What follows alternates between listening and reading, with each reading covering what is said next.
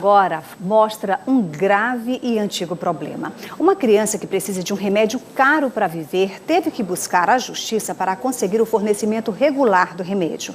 Há 1 ano e meio, a justiça obrigou o Estado a fornecer o medicamento, mas a situação ficou mais complicada porque desde outubro do ano passado, bem depois da decisão judicial, a compra e distribuição do remédio passou a ser do governo federal. Enquanto a situação não é resolvida, a saúde da criança só piora. O quarto de Carlos Eduardo é todo adaptado. Aparelhos por todo lado e muito cuidado. Daqui faz sessões de fisioterapia todo dia e precisa aspirar a secreção presa no aparelho respiratório. Luta que já dura 2 anos e meio. Não trabalhei mais, descobrimos a doença aí com uns 4 meses, começamos a desconfiar que ele tinha algo errado, fomos em vários médicos e só com 9 meses a gente teve o diagnóstico que seria essa doença. A criança nasceu com uma doença degenerativa, atrofia muscular espinhal, e precisa de cuidados especiais. Para dar início ao tratamento, o menino precisa tomar 6 doses da medicação. Cada uma custa R$ 365 mil. Como a família não tem condições de custear, procurou a justiça para determinar que o governo do estado disponibilize a medicação. A primeira decisão a favor do fornecimento do medicamento à criança saiu em agosto de 2018. Nós mostramos aqui na TV Mirante, em dezembro daquele ano, que o menino ainda não havia recebido alta do hospital, porque na época não tinha em casa a estrutura necessária para recebê-lo. Agora, mais de 1 ano depois, a mãe do garoto denuncia omissão do Estado. Estou indignada porque ele está brincando com a vida do meu filho, né? Isso não se faz. Quando eu lembro que meu filho, quando ganhou a medicação, ele não estava assim. Se ele tivesse tomado, a vida dele hoje seria outra. O governo do estado disse que a compra do remédio é de exclusividade do governo federal há 3 meses, mas não explicou por que não regularizou o fornecimento do remédio durante o período em que a responsabilidade pela compra e distribuição era da Secretaria de Estado da Saúde. Nós procuramos o governo federal, que até agora não se manifestou. E aqui no estúdio a gente conversa com um defensor público estadual especializado na defesa da saúde do cidadão, Cosmo Sobral. Bom dia, doutor Cosmo. Bom dia. Casos como esse chegam, lá na Defensoria Pública Estadual, na área central de São Luís, na Praia Grande. Com certeza, Soares. A Defensoria ela presta assistência jurídica nos mais diversos ramos do direito que chama, né? A saúde é um deles.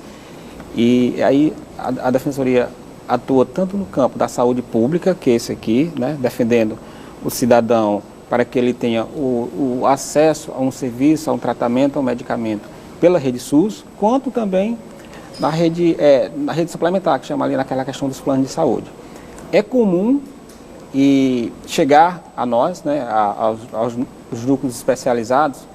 Eu trabalho com a defesa da pessoa, já da pessoa adulta, mas tem um núcleo da infância e juventude lá, com 3 defensores, colegas, que atuam especificamente nesse campo da defesa da criança e do adolescente de forma bem ampla, e aí a saúde é um dos mais sensíveis, não é isso? Então é super comum chegar essas ações, essas demandas, essas procuras por medicamento, e inclusive para medicamentos de alto custo, como foi o caso demonstrado aí na reportagem. Parece que a criança tem uma doença rara, que é a atrofia muscular espinhal. Ela precisa do uso de uma medicação de alto custo, que até abril do ano passado ela não tinha sido incorporada à lista de medicamentos do SUS. Foi incorporado, deram o prazo de 180 dias para a dispensação, para o fornecimento, né, da medicação, e a partir de outubro, eu li até no site do Ministério da Saúde, que eles tinham adquirido, já tinham recebido uma certa quantidade desses medicamentos, e que então deveriam repassar para as secretarias estaduais, para que, por meio daquelas farmácias de medicamento de alto custo, aqui tem a FEME, aqui em São Luís, fornecesse para esses pacientes. Então, chega até a gente com uma certa frequência questões desse tipo. E quando essa decisão da justiça ela não é respeitada, o que essas famílias devem fazer? É bom explicar uma coisa. O cidadão, nós, né, o sistema público, o SUS, o Sistema de Saúde, ele é universal. abrange tanto as pessoas que têm plano de saúde, quanto as pessoas que não têm plano de saúde podem utilizar os serviços do SUS, ele tem direito à assistência integral, que chama a saúde, e aí assistência farmacêutica, essa parte de medicamentos e insumos. Se o medicamento está numa lista do SUS, é dever do Estado ou do município ou da União fornecer de acordo com a pactuação que eles têm. É que os medicamentos mais caros são adquiridos pelo Ministério da Saúde e distribuídos para o Estado, e os mais baratos, da rede básica, pelos municípios. Quando está fora dessa lista do SUS, mesmo assim, ele tem direito à assistência farmacêutica, certo? E aí, muitas vezes, acaba descambando para uma discussão no campo judicial. Esse medicamento específico, por exemplo, muito caro, ele, antes de ser incorporado, as pessoas tinham sempre que entrar com ação judicial.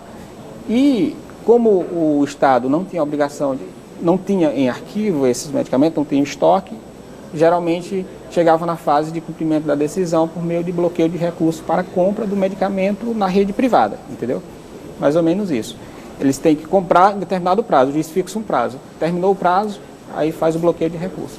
E quais são os documentos que essas famílias precisam reunir para procurar essa ajuda? Essencialmente, além do cartão nacional de saúde, né, o cartão do SUS, aí tem que ter os documentos de identificação pessoal e a parte mais importante é o diagnóstico devidamente comprovado por profissional da rede SUS, preferencialmente. E tem isso, né? Até para as doenças raras, existe uma rede no Brasil estruturada. Aqui no Maranhão temos, por exemplo, um hospital universitário que é de referência, que ele pode procurar, está devidamente documentado e buscar o auxílio dos órgãos públicos. Se tiver que entrar pela Defensoria, estamos à disposição, e também a Defensoria Pública da União, se tiver que entrar com ações judiciais na Justiça Federal. É importante, então, o senhor dizer aí para o nosso telespectador quando ele pode ir à Defensoria, porque existe a questão também da renda desse cidadão para procurar a Defensoria. De regra, a Defensoria Pública presta assistência jurídica integral, né, para as pessoas que não podem pagar por o serviço de um advogado privado. E aí o critério principal é o da renda, de ter renda pessoal de até 3 salários mínimos. Mas quando a pessoa está em situação de vulnerabilidade, no caso da criança aí que certamente não pode custear aquele valor, a família não tem condições nem de pagar certamente um advogado, e se ela tiver muitas dívidas, ela pode demonstrar isso, e aí fica comprovado que não pode pagar pelo serviço de um advogado privado, e a Defensoria então está obrigada a prestar o serviço. Aqui em São Luís e também no interior do estado. Isso. A Defensoria Estadual ela já está expandindo para o interior do estado, já temos unidades em 40 cidades, além da capital, né? E nesse campo do direito à saúde, é importante dizer também, quando é medicação de alto custo e tratamentos mais complexos, muitas vezes a questão tem que ir para a Justiça Federal para colocar os 3 entes, né? O Ministério da Saúde, o Poder Público Federal, o Estadual e o Municipal, e aí aqui no Maranhão temos também a DPU, a Defensoria Pública da União, que presta esse serviço da mesma forma, gratuita e de alta qualidade. Eu só tenho então a agradecer ao senhor pelos esclarecimentos aqui para os nossos telespectadores. Muito obrigado. Estamos sempre à disposição.